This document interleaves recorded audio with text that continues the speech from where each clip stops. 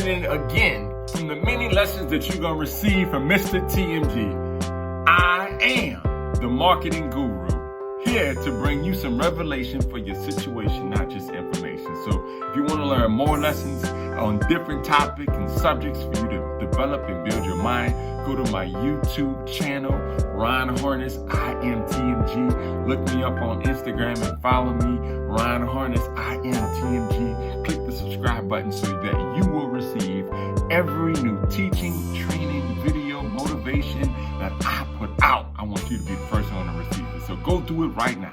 Subscribe. Let's stay tuned for the next piece of revelation that you're going to get. It's going to bring transformation to the situation. Now, the next skill, helping your new distributor get started right. Get excited. Now, in the marketing industry, people invest enormous time, effort in getting people signed up. And they squander that investment by leaving their new people to figure out everything for themselves. No.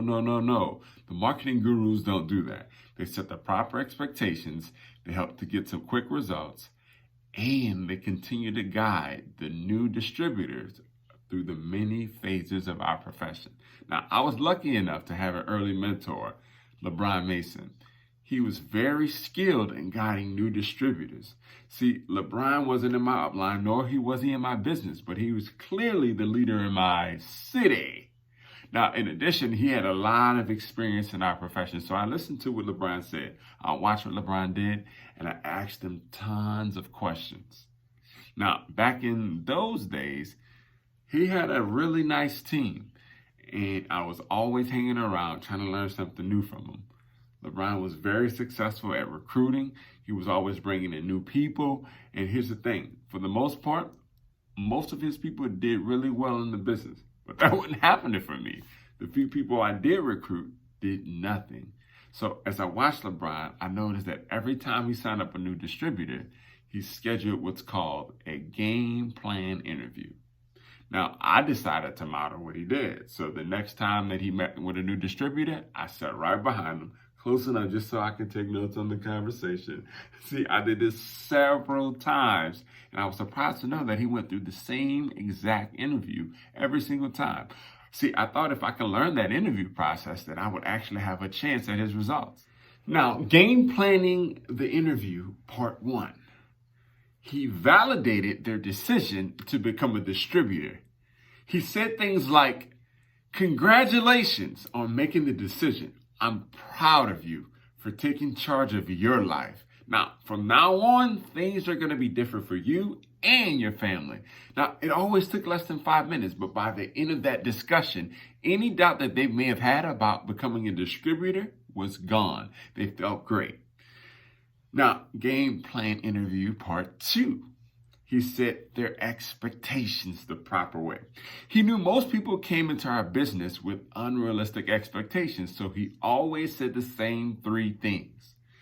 If you succeed in this business, it's going to be up to you, that the person that's going to create that success. But if you fail in this business, it's going to be you who creates that failure, not me.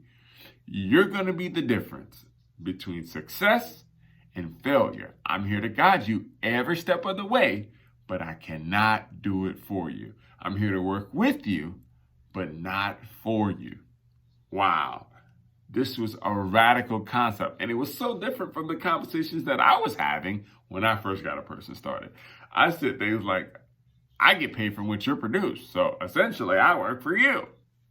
Well, what kind of expectations do you think that actually sets up in a new distributor's mind? I also said things like, "We're going to build a business together."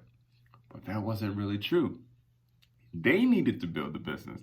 I could be a resource, but I couldn't do it for them. The next thing he said was, "My job is to help you to become independent from me as quickly as possible. But do you agree that that's a good goal?" Again, this is another question that made so much sense. Up to that point, I had a team that was extremely dependent upon me.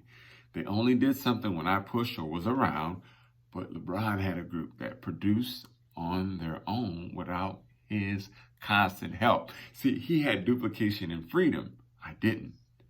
See, this set the relationship up. So LeBron would be the teacher for his group and not the slave. He was the marketing guru. He could show them the skills and they can independently build from that point forward. The third thing he said was, there will certainly be ups and downs as you build your business. There'll be good times and there'll be bad times. See, I'll know when you're in one of the bad times where you're not calling me, you're not showing up to meetings, you're not on the calls, and when I start hearing excuses and all that kind of stuff.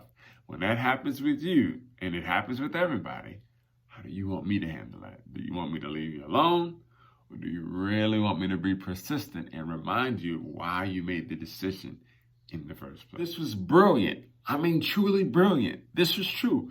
Everyone's going to have times of self-doubt, but he let them know it was natural, but at the same time, set up the relationship so that he was in a position to turn them around when it happened. See, what LeBron accomplished in these three concepts was so different from promising the world like I was doing. It was like night and day. See, with my approach, the distributor would sit back and wait for me to perform.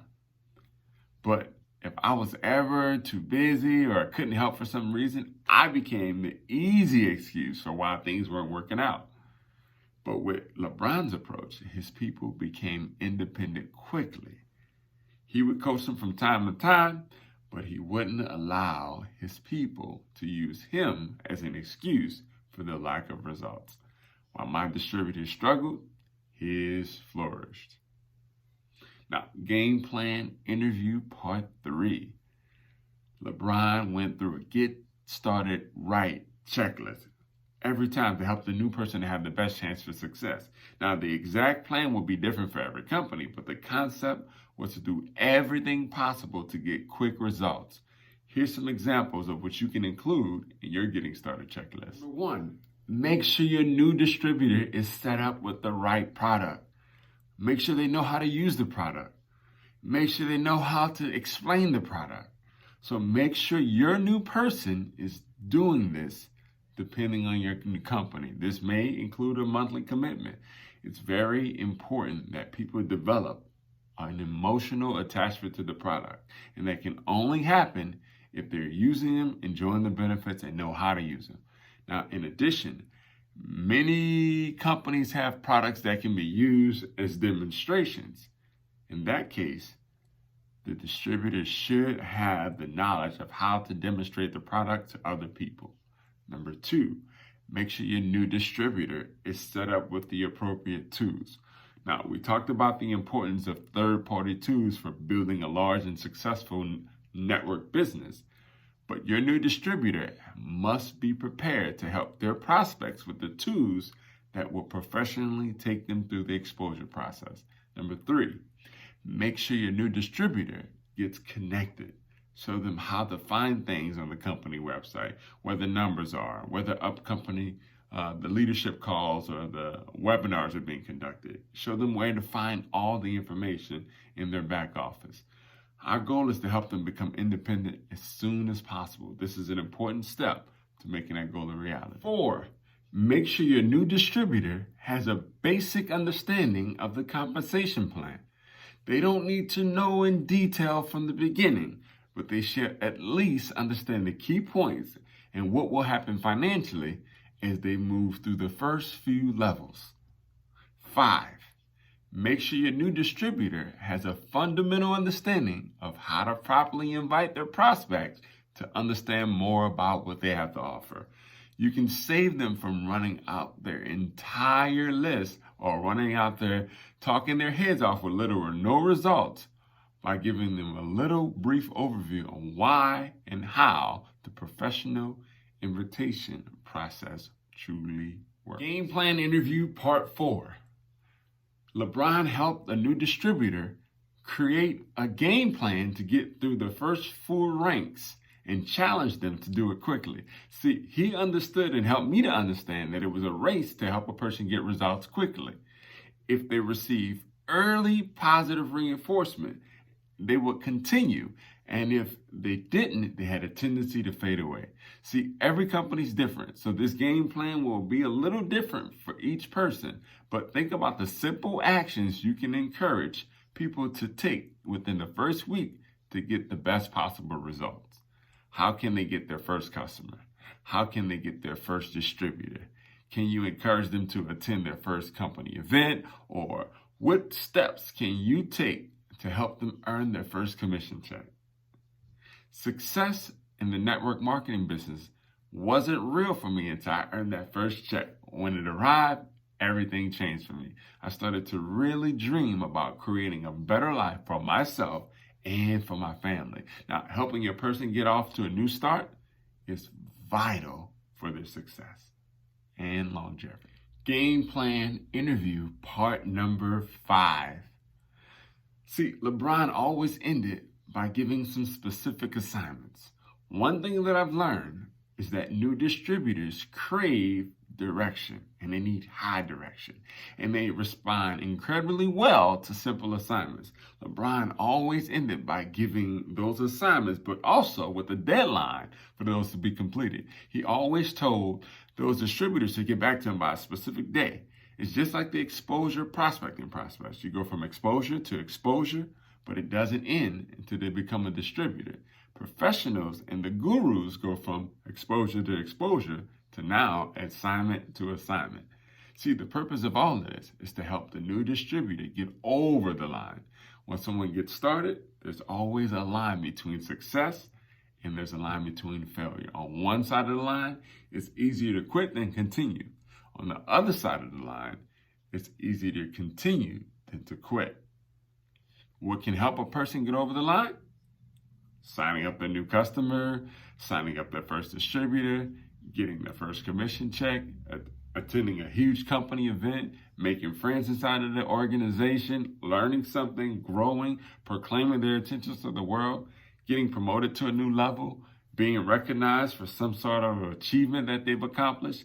There are hundreds of other things that can actually contribute to a person getting over that line. Now, as a sponsor, it's your job to get over the line and to stay over the line. And remember, the line never really goes away. It's always there, but you as a leader need to be constantly aware of where your people are emotionally, mentally, spiritually, and the way you can continue to encourage them to never